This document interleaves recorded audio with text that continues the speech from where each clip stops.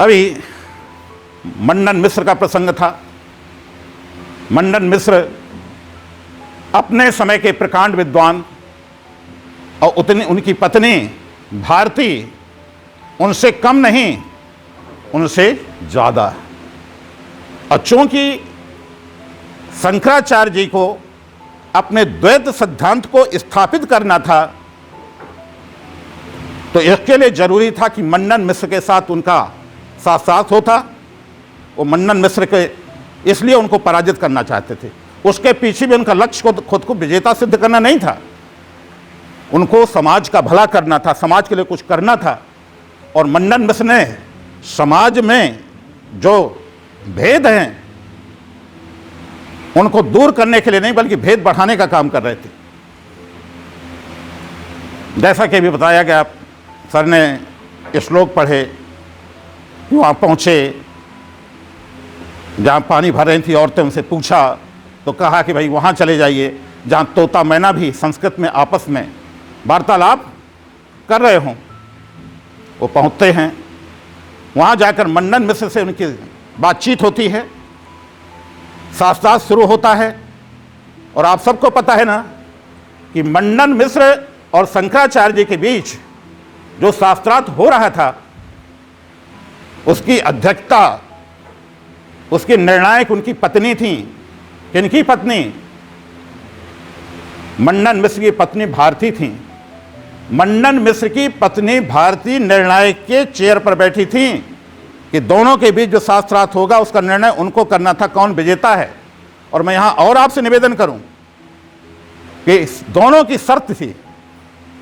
मंडन मिश्र ने कहा था कि अगर मैं हार जाऊंगा तो मैं संन्यास ले लूंगा। वो गृहस्थ थे, क्या कह रहे हैं, मैं हार जाऊंगा तो मैं संन्यास ले लूंगा। और शंकराचार्य जी ने कहा कि अगर मैं हार गया तो मैं गृहस्थ हो जाऊंगा। आप इन शब्दों को समझ रहे हैं? एक गृहस्थ व्यक्ति संन्यास ले रहा है और भारती को पता है कि उसका पति अगर हारता है तो क्या बन जाएगा, वो सन्यासी बन जाएगा। फिर भी आप देखिए, हाँ एक और है जो निर्णायक होता है। वो आप जानते हैं ना कि निर्णायक होता है, जो मूल्यांकक होता है, वो दूसरों से थोड़ा श्रेष्ठ होता है। जिनका मूल्यांकन कर रहा हो तो उनके श्रेष्ठ होगा, तभी तो मूल्यांकक होगा। वो कौन मूल्यांकक होगा, कैसे मूल्यांकक होगा?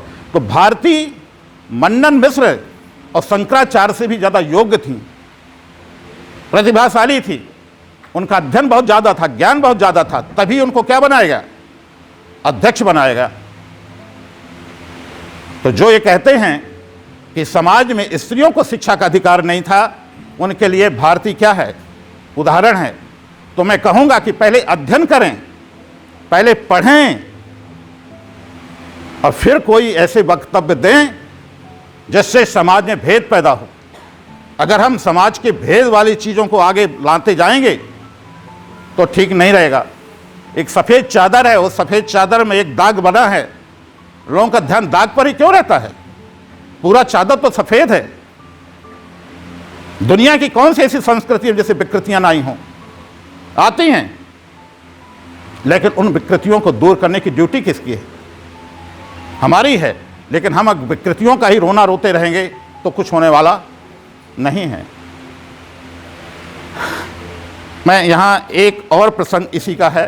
क्या हुआ कि जब आपको मालूम है कि शास्त्रार्थ लंबे समय तक चल रहा था, कई दिन तक चलता रहा, और एक दिन जो है जब समापन होने वाला था उसके कुछ एक दिन पहले भारती को, पत्नी को उठ करके बाहर जाना पड़ा कुछ काम के लिए। और जाने के पहले वह दोनों जो है मंडन मिश्र और शंकराचार्य जी के गले में ताजे फूलों की माला पहना के गईं और कहा कि ताजे फूलों की माला ही निर्णय करेगी कि कौन विजेता हुआ।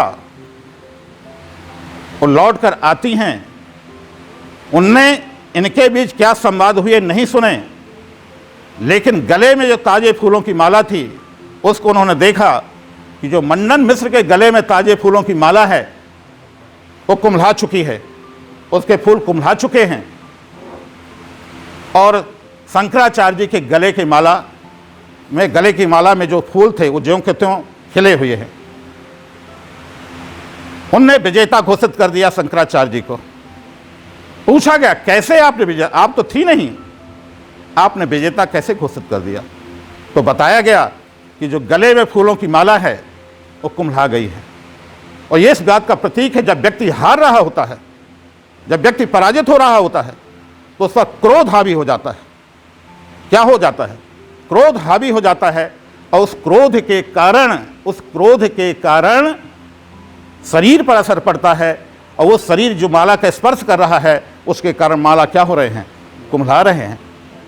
तो आप खुद सोचिए कि अगर क्रोध के कारण माला कुम्हला सकता है, तो हम क्रोध से क्या करें? बचें।